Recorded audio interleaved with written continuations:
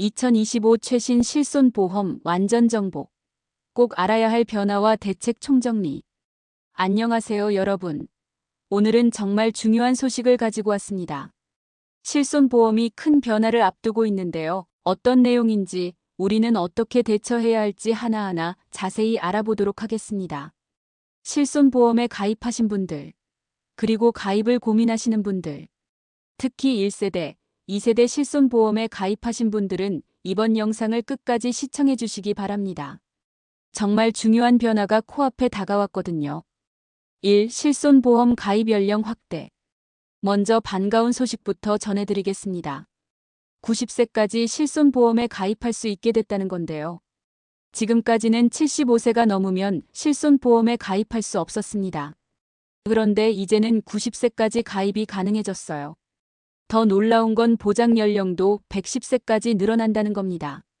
현재 80대 이상 실손보험 가입률이 고작 4%밖에 안 된다는 점을 생각하면 정말 획기적인 변화라고 할 수 있죠. 2. 사망보험금 활용 확대. 두 번째로 주목할 만한 변화는 사망보험금 활용 방법이 다양해진다는 점입니다. 지금까지 종신보험은 말 그대로 사후에 받는 보험이었는데요. 이제는 살아있을 때 생활비로 미리 받아 쓸 수 있게 됩니다.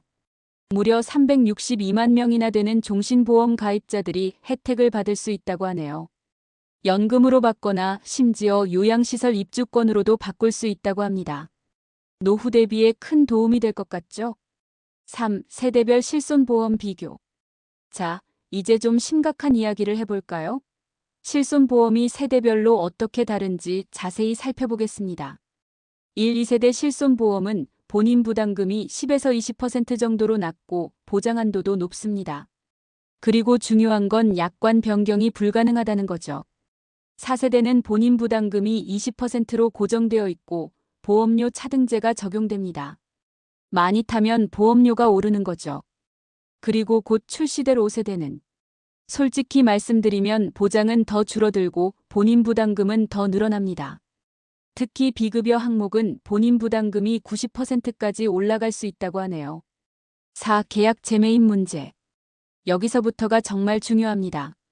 지금 1, 2세대 실손보험에 가입해 계신 분들, 귀 쫑긋 세워주세요. 정부가 1, 2세대 실손보험 계약을 재매입하려고 합니다. 쉽게 말해서 기존 계약을 없애고 새로운 계약으로 바꾸겠다는 거죠. 약 1,500만 명이나 되는 초기 가입자들이 영향을 받게 됩니다. 왜 이러냐고요? 보험사들이 적자를 보고 있다는 게 주된 이유입니다. 하지만 이게 과연 옳은 걸까요? 소비자의 권리는 어떻게 되는 걸까요? 5. 비급여 진료관리 강화. 도수치료 받으시는 분들은 특히 주목해주세요. 비급여 진료의 본인 부담률이 크게 올라갑니다. 지금은 20% 정도인데 앞으로는 90% 이상을 본인이 부담해야 할 수 있습니다. 과잉 진료를 막겠다는 취지는 이해가 가지만 진짜 필요한 치료까지 포기하게 되는 건 아닐까요? 잠깐 지금까지 내용을 정리해 볼게요. 1. 90세까지 가입 가능. 2. 사망보험금 미리 사용 가능.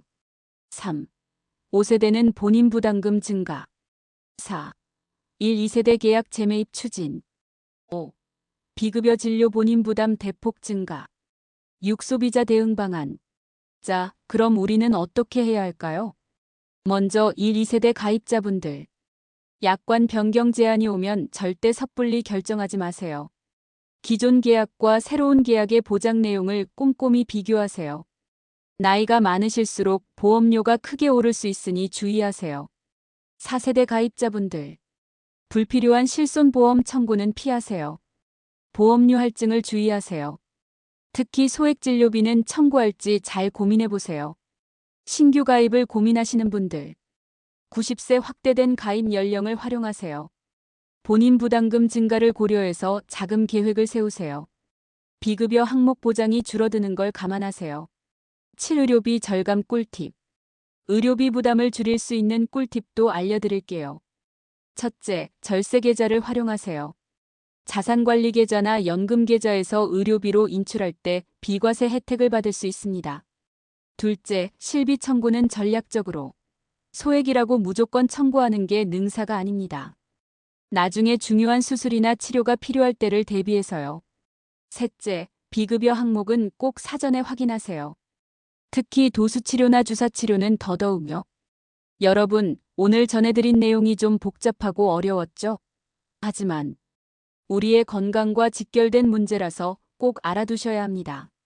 특히 1, 2세대 실손보험에 가입하신 분들은 앞으로 나올 정부 정책을 잘 지켜봐 주세요.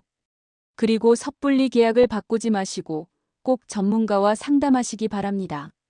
마지막으로 댓글로 여러분의 생각도 들려주세요. 이런 변화에 대해 어떻게 생각하시나요? 혹시 궁금하신 점이 있다면 댓글로 남겨주세요. 다음 영상에서는 실손보험 청구 꿀팁을 자세히 다뤄보도록 하겠습니다. 여기까지 시청해주셔서 감사합니다. 구독과 좋아요 부탁드립니다. 다음에 또 만나요.